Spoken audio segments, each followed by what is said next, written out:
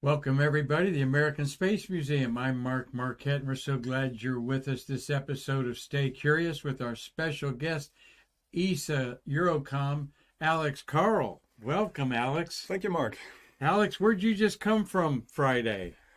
Friday, I came from off the coast of Jacksonville from the Megan, which is the SpaceX retrieval ship that brought back Crew 4. Incredible. Our friend here on Stay Curious, you remember Alex, you Stay Curious friends out there. We've talked to him twice from Europe, and twice you've been on our, just the third time you've been on our show live. And so excited to have you here to give a first-hand exclusive report about what it was like to see ESA astronaut Cristoforetti return to Earth after another 160-some days in space with three other crewmates of that Crew 4 Dragon. And Alex, beautiful day. Lucky dog that you are. That's yes, awesome. I'm not denying that. Okay, good. We're here on Monday, October 17th, recording this program because Alex has got to catch an international flight back to Germany from Orlando Airport. And we're going to, get into his experience here in just a few minutes. We've got behind us here the gorgeous shot of the International Space Station, where we had at one time last week 11 occupants on the 22-year-old space station, and 3 Chinese, 2 men and a woman, in their heavenly palace, they call it. 14 humans in space was a record, Alex. Did that go noted at all in the circles? I'm sure some people noted it, but we were busy with the return, so nobody mentioned it to me. You're the first. Well, that's why we keep people staying curious. Marty Winkle, my cameraman and co-producer. Marty, we love informing people about things like that, don't we? How you doing, Marty? I'm doing good, Mark. Yes.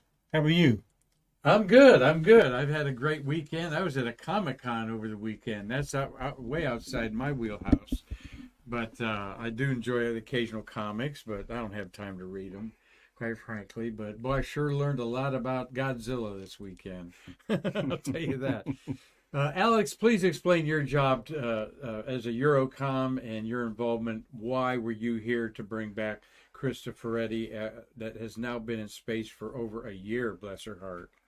Yes, so I have, let's call it 2 main jobs at the European Astronaut Center. One is Eurocom, so that's somewhat equivalent to the American Capcom. So that is the person talking to the crew in space, in my case on the International Space Station, when they're working with European payloads or systems. Then me and my colleagues who also work as Eurocom, they're the ones responding to the calls and making sure the astronauts are informed. We also have a little biomedical engineering role that is different from the Capcoms. So we are also the eyes and ears of the ESA flight surgeons when we have an ESA crew member on board. The other part of my job, and this is why I'm here, is crew support. So every time a European astronaut is assigned to a mission, 2 people from our crew support team get assigned as a prime and backup crew support to make sure that the astronaut can focus on their mission.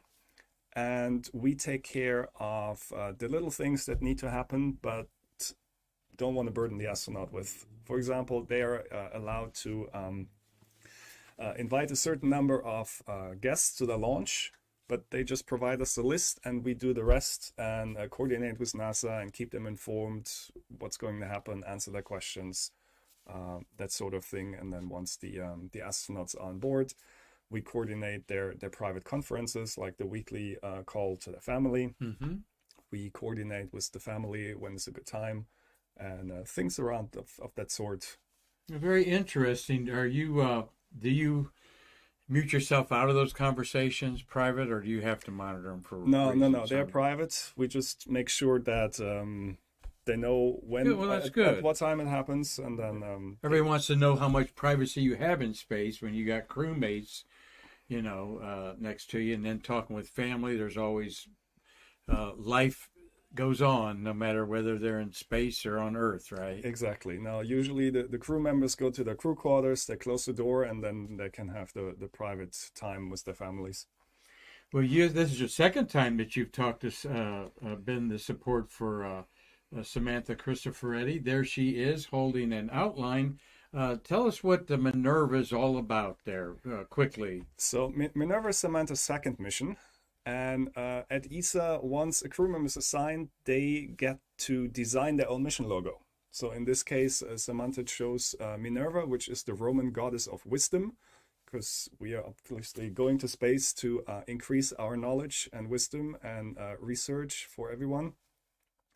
And yeah, she chose a really nice, looks like an owl design there. It is an owl. Yeah, the Minerva is often represented by the owl, which in mythology was a all-knowing, or I don't know if all-knowing, but at least knowing a lot, right. representing wisdom.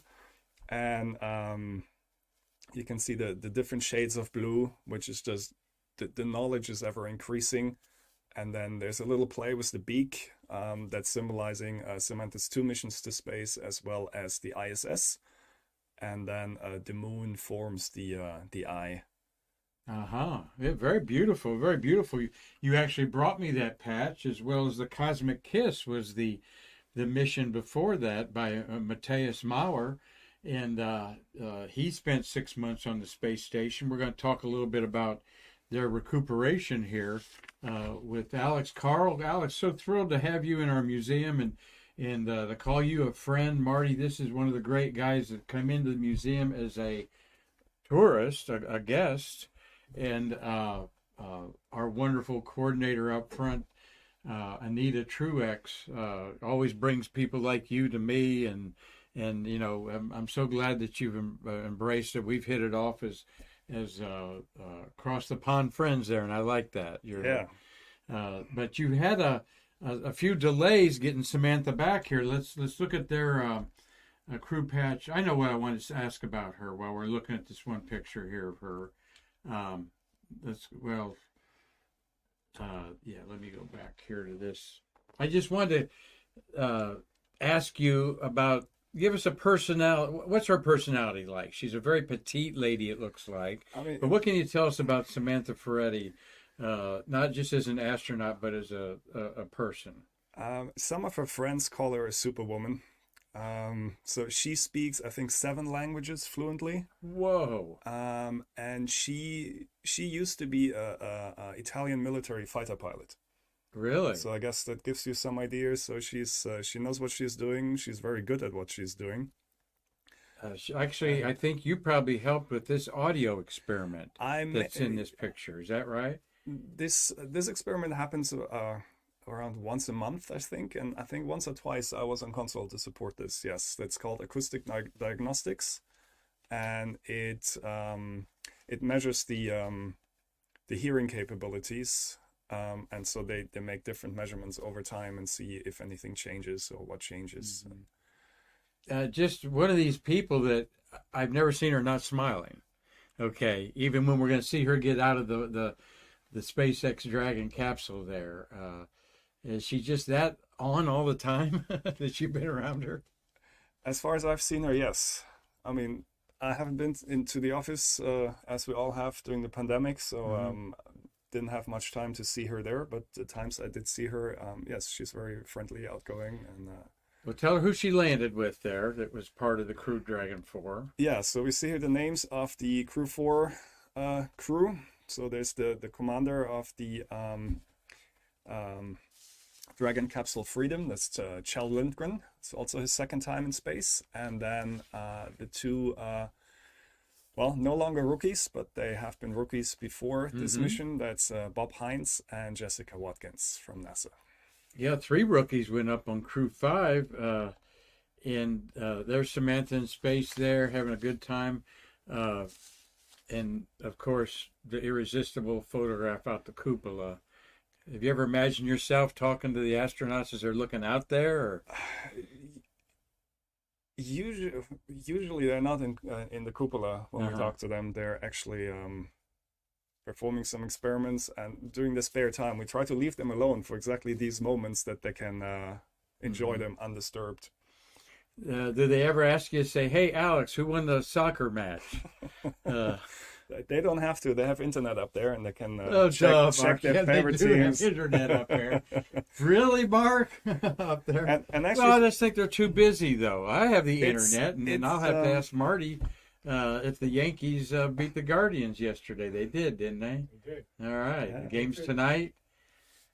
They play tonight for the who plays. All right, but no, I just yeah, but using the internet, actually, Samantha is or has been, now that she's back, using it a lot. She was the first, at least European astronaut, who has been on TikTok. Oh, really? And so she made a lot, like she answered questions from the viewers, and that was quite popular actually. So she's been a little celebrity on TikTok with her videos from space. Interesting. We'll talk about if she's TikToking right now in her recovery there. But here's a cool picture of Alex. And what's that launch, Alex? You were here for almost 3 weeks this turnaround, right? It's 2 weeks. 2 So weeks, okay. before going on the boat, because I was traveling internationally here, they wanted us to quarantine for a week just to make sure that when the astronauts come back, the immune system is a bit compromised. So of course we want to take precautions to not get them sick once they're back. So we quarantined here for a week before trying to catch them wherever they land. And I was lucky enough that once I arrived, there were 3 launches scheduled in 3 days. Mm-hmm. And this was the first of them. There's actually the Atlas V launch that happened about 2 weeks ago. Mm-hmm. Sweet. And yes, you got to see a bunch of launches there. No two are ever alike. People say, they even Marty's seen hundreds of them. It never gets old. It never gets old, is right. Marty, I even know Marty, though. He's seen 400 or 500, maybe 600 launches. Over 1,000. Marty's seen over 1,000. All right. He's saying there. They never get old, do they, Marty? No, they don't. No. And you need to send me a picture of that moonrise one with the clouds so we can show that one day on there. Well, Crew 5 was launched up there with 3 rookies, and Koichi Wakata was experienced up there. His 5th flight, I believe, for Wakata. Yeah. One of the few people that have flown in a space shuttle, the Soyuz of Russian, and now the Dragon. The Dragon. Yeah. That's pretty rare. He joins Hashidi, I know, has done that. Of JAXA. Yeah, they're just a handful of people. Yeah. So what support you were here for the real recovery, but you came early because there's no European astronauts technically on there, but JAXA is one of the partners of the ISS, obviously. Yeah. No, I had not much or nothing rather to do with the launch of Crew 5, but of course, before Crew 4 could land, Crew 5 had to launch. So it was indirectly connected. And having the quarantine period before the landing gave me the opportunity to witness another beautiful launch. Yeah, that's a beautiful patch, too. It is. We've been selling T-shirts like crazy, and that's a real popular one. So when's the next time that ESA is going to have an astronaut going to the International Space Station? So the next one is, I think it's scheduled for September next year. And that should be Crew 7. Okay. And that was our Danish astronaut, Andy Mogensen. Andy Mogensen. Okay. Has he been to space before? He had a 10-day mission to the ISS. Okay. But this will be the first time that he's spending a long-duration mission in space. So that would have been with the shuttle, right? Just 10 days. I think it was a Soyuz. Okay. All right. Trying to think how far back that would be that he's waited for another flight. Well, let's get to the landing here. This is what we've asked Karl, exclusive to you out there in our Stay Curious audience here, because I don't think you've talked to any media around here, have you? No, I haven't. All right. Do you count as media? Yes, we count as media, worldwide media, because we got people all over the world. Ophelia's in Normandy, France area. Ophelia, happy birthday to you the other day. I saw your birthday pop up. We've got Robert Law is in Dundee, Scotland. watching on his big 30-foot screen or whatever he's got in his room in there in the evening up there. And the evenings are getting nice up there in Europe, aren't they? And we've got planets Saturn, Jupiter up there in the sky. Planet-wise, they're getting nice, but also weather-wise, it's getting colder. So, Yeah. but it's better for stargazing. He's got a little sun on his cheeks and his arms folks there. He's got some Florida sun he's going back to Europe with. Well, I'm thinking about how long of a flight is that, Alex? It's about 8 hours, I think. Mhm. 8-9 hours. And then what are you going to be doing the next year, getting ready for the next ESA Astronaut? You obviously have other duties. Yeah, so immediately next week I'm supporting the recovery and reconditioning of Samantha. Mm-hmm. She has a program that's happening now where the exercise specialist, the flight surgeon, and other folks, a lot of the scientists, they come to ask her questions. She gets debriefings, she gets certain measurements done, and then certain exercises just to get used to gravity, to train the balance system, that sort of thing that's happening right now. Once I travel back and have another few days quarantine if you want, and another PCR test, then I can join the fun and support there. So that's Good. Well, Yeah. she's spent almost 6 months in a previous expedition, so she knows what to do. She probably helped y'all guys design what to do in your place, maybe. that was before my days, but Okay. there may be some things that from the debriefs from our first flight that influenced what's happening at the moment. Well, Alex, last Friday we concluded Stay Curious program and whipped it on our NASA Live TV and saw the marshmallow, if you will, bobbing in the ocean there. And we're just going to let you tell us a little bit about the excitement of that. What a gorgeous backlit for parachute landing. Yeah, that was beautiful. They were just glowing in the sun. They were in the sky, lit up by the sun. It was beautiful to watch. How far away? Tell us, some of us that watch the NASA TV, there is a boat. The boat has a helicopter platform on top of it. And that's where I thought you would be, up on that platform up there. Okay, that's where you exactly. were. That's where it was. And how cool is that when the helicopters came and went?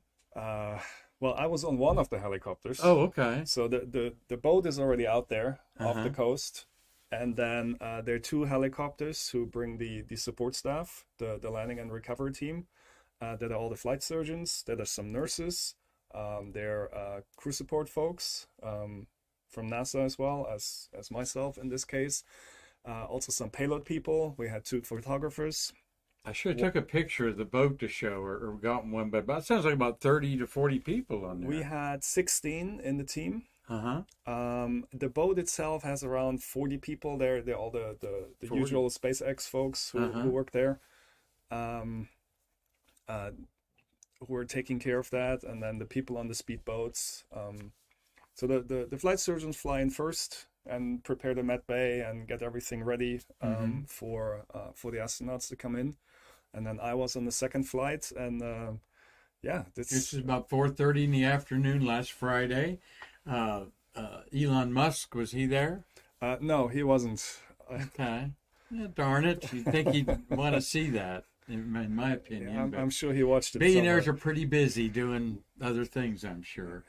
When did you first see the capsule? How far away? Did you have binoculars? So no, we were.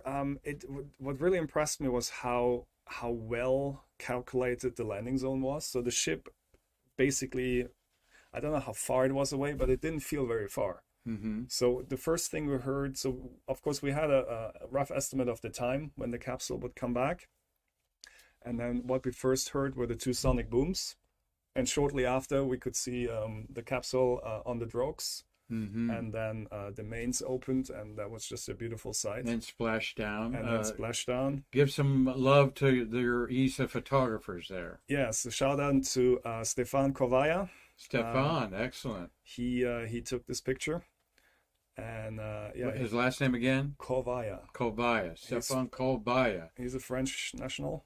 That is a photographer's dream to have backlit light like that on there. It's perfect. I'm sure, yes. I'm sure they were digging that. What a great timing there, too. Were the seas choppy? What was going on there? They were not as choppy as we expected. There Mhm. was it took 2 or 3 days to find the right landing spot. This was the third landing opportunity. Yes, bad weather on And- both coasts. Yeah, and the first two were canceled due to bad weather. And we actually came from Tampa where we first went, Mm-hmm. expecting them there. But then we moved over to Jacksonville, and luckily that worked out. And yeah, Sweet, the yeah. waves were pretty big. This was actually the first splashdown in the Atlantic since Apollo 9. Really? No, that's the Gulf. You're off Pensacola, right? No, this was the Atlantic. Okay. The head of the NASA landing and recovery team, she sent out an email shortly after, and that was one of the highlights Okay. she mentioned. Well, there you are with the what looks like a toasted marshmallow in the background there. Quite a buoyant spacecraft holding the 4 up there. Yeah, Awesome picture that you sent me the other day. That was so cool. yeah. I think a lot of us, what was your excitement there? Had you talked to Samantha inside? Was there a speakers that people could hear? No, Any of there the was Capcom, or everyone's giving thumbs up, or what's? no, there was under deck. So there, the ship has 3 levels, Mhm. and well, was this being the top, and on the deck below there is a TV that had the NASA TV or the SpaceX transmission running. So we had the time, the countdown clock, knowing when to expect them, and there is a call once they splash down to the flight surgeons just to give a first briefing, Mm-hmm. but that is between the flight surgeons and crew. But at least the flight surgeons get a little heads up before they come in. Cool. And here they're lifted onto the boat, and this was really impressive to watch how what a great team those SpaceX guys are. They are and gals. You can really tell they've done this before. They were super efficient. Everybody knew what's to do. So it was really a pleasure to watch and work with them. I got that impression watching too, as just a viewer, that they really knew what they were doing. It's interesting to watch. They put it on this little round crate, and then that's a railroad track that pulls Yeah. it to where the astronauts get out. And the round thing they call the Dragon's Nest. The dragon's nest, okay. And the nesting, their water was coming off of it in there in the time. And there's Samantha. See, you can never wipe that smile off this woman's face, no matter what. But she's been through this before, so, no matter how they feel, they're going to smile, I'm sure, Yeah. for the camera. Although her first landing was with the Soyuz. Right. So Yeah, this was her first water yes. landing.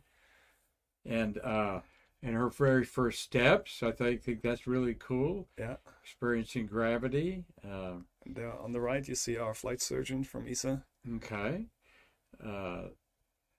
And then I saw her do the thumbs up over there briefly. Yeah. Is that a wheelchair or with wheels on it or something? No, I wouldn't call it a wheelchair. It's but it has some wheels. Yeah, I saw him It's push more it. something that That's what I can thought. transport the astronaut from the landing zone. At to, what point did you get to talk to her? about 2 seconds after this picture was taken. So they moved her to the med bay, and then there was Shannon Walker as a NASA crew representative, Okay. and Megan MacArthur, and then there was Okay. there was Megan me, was flown and on a then- dragon, so Megan yeah. and Shannon both have flown up there. So. Yes, so they knew the whole situation from the other side coming out Uh-huh. of the capsule. Yeah. And I was right there in line, and then She sees a Giving her- familiar face from exactly Europe. that's the idea, I mean, being there, seeing familiar faces, shaking her hand, saying Yeah. welcome back, and then What would she say to you? at this point it was they were going by pretty fast. Yeah. So there the conversation was short, but then later on, once she was in med bay and there was some time to call her family, I was called in, and then she could use my phone to call phone her family and say that she's arrived and Uh-huh. on her way. And there we exchanged some words. Well, That was without, we quite don't nice. want to know any of the medical compromise things there, but what was her demeanor like? She just spent 6 months for the second time orbiting the Earth, and she's seeing a European friend that she's worked with and stuff. No, she was very happy, but also coming back from space and getting used to gravity. So everybody was lying down and making sure they rested a bit. They give them just- oxygen over No, there? no, not Oh, really? Okay. They give some fluids, just things to drink. Fluids is a big deal, isn't it? Yeah. To hydrate yourself. Because you're actually losing fluids, body fluids, while you're in space over the 6 months because of the fluid shift, Right. and that the body notices, oh, I have too much fluid around my face and the upper body, so you lose that, and so before they come back, you want to try to compensate that as much as possible. So exciting to hear this from you, Alex, and I'm so happy for you. Thank you. Something you're never going to forget, I'm sure. you Definitely know. not. No, this was really great. Marty, you got to a witness that. question? No, I was just going to mention it. You're talking about a wheelchair. It looked like a lounge chair on wheels. That's Yeah. a good description. Yes. Okay. Like Marty's TV lounge chair on wheels. Or my lounge chair on wheels, exactly. I'm so happy for her. I would love to meet her someday, and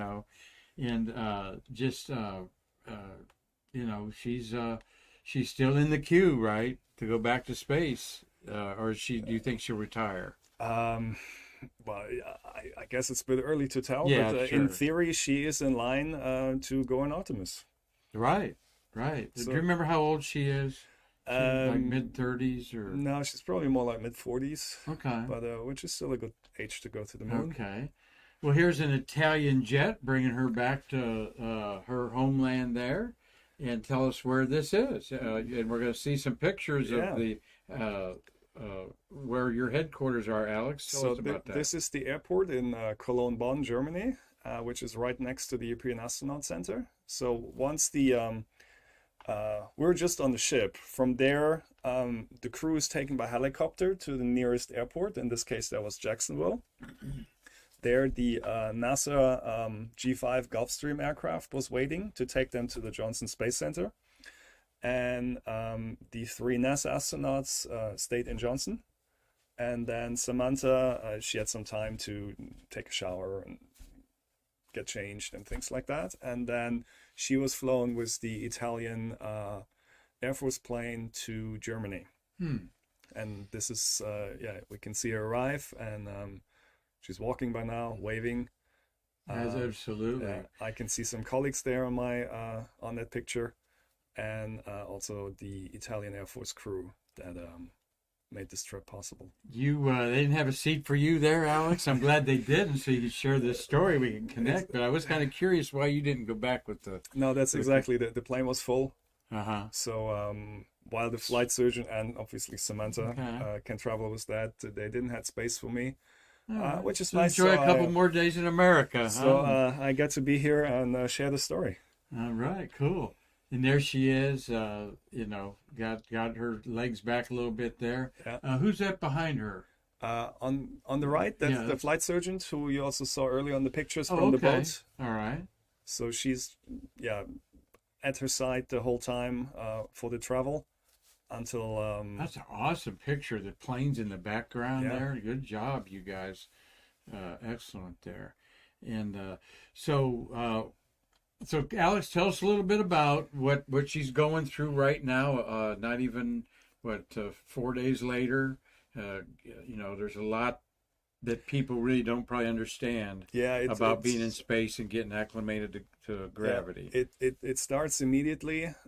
So once she arrived at the airport, she had the opportunity to give a little statement to the press because they want to have their pictures and hear the first words. But then the following days, really all the reconditioning and starts, and also the science continues. Especially the physiology experiments, and the body is just readapting to gravity. So there are a lot of processes in the body that are happening, and there are several science teams who are very interested to study that and learn more.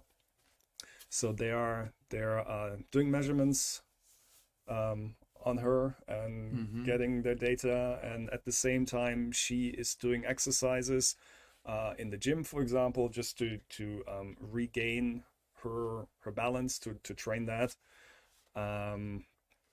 get used to gravity. This is the headquarters building I was shown there. Yeah, that's the European Astronaut Center in Cologne. That's where the gym is, and some of the debriefings and the exercise sessions are taking place. Equivalent to our Johnson Space Center. Yeah, and this is the building next door. It's called the Envy Hub. That's belongs to the German Aerospace Center. DLR. Envy Hub. Envy Hub. Yes. Okay. And this is where a lot of the they do, for example, bed rest studies in that building. So they have a lot of equipment there. They have an MRT. They have a small centrifuge, and some other equipment that can measure certain things and help in the readaptation. And that's also where for the initial 2-3 nights she's staying. So I think by now she's going back home every day with her family. Okay. But at least the first night they keep her there, and they have some facilities there where the astronauts can stay on their return. Now, who's this? Tell us about this ESA astronaut. Yeah, this is Matthias Maurer. He was on Crew 3, and I was there during his reconditioning, so I have a good idea what's happening now with Samantha, because I've seen him go through 6 months yes. expedition 65, I think. 66. They're 66 too. Okay. Yes. What have you observed about this conditioning? Is there anything in common that a human being has to watch out for coming back, or? It's a process. It usually doesn't take too long until like the sense of balance comes back, but you don't want to push it. So for the first 2 weeks, they're not allowed to drive a bike or a car, for example, because the doctors they're protecting for the case like sudden head movements might cause some dizziness or something, so they want to avoid that they fall off the bike or things like that. So for the first 2 weeks, Samantha has a driver who takes her wherever she needs to go. All right, you'll get back to Europe and maybe drive her to the convenience store or something, huh? I doubt that No, they pick me. No, they have their designated drivers. I got you there. Yes, I was thinking of we wanted to show you one of the rooms where typically they lounge around. This DLR is initials for the German Aerospace Center. Okay. In German, that translates into this. This is Deutsche Zentrum für Luft- und Raumfahrt. There we go. And get a little German in there today. As I said, this is inside the Envy Hub, and what you see here is the living room, so to speak, of the crew. Once they're staying there and a couch. They have a TV, a couch, stuff like that. On the right, you see a couple of doors. The one on the back that's to the kitchen, and then you have a bathroom and things like that. And to the left side, sorry, how do I point this? Yeah, I know it's really strange, isn't it? Yes. This way. Yes. There is some bedrooms where that way. where they have a bed for the astronaut and maybe the flight surgeon. But they can go home at night and then they come back here and that's kind of their lounge area there. Yes, something like that. All right. Yeah, it's usually the first night, maybe 2, they stay there and don't go home. But once the flight surgeon gives the go, they can go home at night. I guess sleep in their own bed. The astronauts we've talked to, Marty, one thing they've talked about is, or heard talking at the visitors complex, is they open the refrigerator and grab the mayonnaise and think it's going to be suspended in air and drop it, as they grab the sandwich meat type of thing. Have you heard that much? No. Okay. All right. Marty's you got a question? I have a question. Yes. You said she goes home. Does she go home to Italy, or does she have a home in Germany? Oh, she has a home in Germany, so it's I don't know, it's 20 minutes drive away. Good point. Yeah. And that's where her family lives. And so she goes home and comes back the next day to continue all the. I don't know if she's married, has children. She has 2 children. Does she really? Yeah. Okay. Wow. So yeah. So What ages are they? Do you remember? They are, I believe, 5 and 1. Exactly. Wow. That's and to go to space and Yeah. they make a lot of sacrifices with their family. Obviously. They do. The Yes. training is so intense. Yeah, and it's more than the time just in space. Yeah. That some people may not think about, because it's a year training ahead of time, and then it's 6 months after the flight where you have all this the other activities ongoing with debriefings. And once the Europeans are done, she's going back to the Johnson Space Center and does some debriefings there with her crewmates again. So there's still a couple of months that is part of the mission, really, that really continues. Then the public relations tours and meeting VIPs and things like that. Yeah, that is also coming on top. Yes, indeed. So. Well, we've certainly enjoyed our conversation with Alex Karl here in person. We've talked to you twice, Alex, via Google Meets, and I think this is the 3rd time you've been in our studio. We appreciate how you've embraced the museum. You had a little look around a little bit. We've had new carpets since I saw that. Yes. Looks very nice. It does look nice, doesn't it, in there? Here, we put a little taste of home in here for you, the Rhine River. Samantha posted this on one of her sites in there, so she must have took all the pictures in there. And where's Cologne? Down here towards the bottom? Hard to tell. It's hard to tell. We would have to zoom in, but I'm guessing it's a bit in this direction. Yeah, there you go. But we really appreciate you being on here, and he's going to catch a plane back to Germany from the Orlando International Airport here. Anything you wanted to tell us about this experience or tell our viewers around the world there about this? Hopefully you'll get to repeat this. I don't want to call it a once-in-a-lifetime experience. I hope so too. No, it's definitely been a great experience supporting the mission from launch to splashdown. So that's been a privilege, and I'm very grateful for that. I don't know when is the next time that I get to support the mission, but I hope there's one upcoming. I know there are a couple Europeans who will fly on the space station and on Artemis, but there have been neither crew assigned nor crew support assigned. So we'll have to wait and see how that plays out. Well, hopefully you'll be back in America at least next September to see the Crew Dragon 7 launch. That won't be me. Oh, it won't be you? No, we're rotating within the team, so okay. So we share who gets to do these let's say more rightfully more so. Interesting things, exactly. And we want everybody in the team to have the chance to do that. So next time there will be 2 of my colleagues coming here. All right. Well, and, you'll be the senior member then, Alex, when everyone's through the queue there and so forth. But really, thanks a lot. So much. Your friendship is, we love it here at the American Space Museum. Alex and I bop back and forth once in a while throughout his visits on here. You're also very, this is one little side note here before I say goodbye to Alex. You are involved in asteroids and defense of our planet. Quickly, the mission that we did a couple weeks ago seemed to have worked. Oh, DART, yes.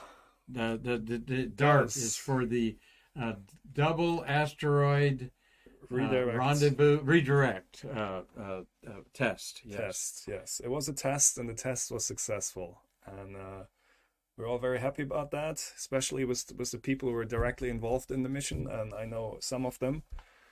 And we'll get you back on Stay Curious and talk about that here in a couple months when all the data comes in, because we played it up. This is the first time that we've done a defense of our country from asteroids, and it's very important, isn't it? Not just the country, the world. I mean, the world, the whole world, yeah. Not the country, the world, yes, for correcting me. And that's how important it is. So, Alex Karl, thank you for supporting our American Space Museum. We appreciate all that you've done to be on Stay Curious, and also what you're doing for ESA. You're looking at a gentleman here who's truly in the mix of our world space program and our important International Space Station. And I think, it is something that has changed our whole world and continues to do so. So, Marty, thank you for a great Streamlabs presentation here. And until the next time we see each other, I'm Marquette saying, come visit us and bridge the space between us.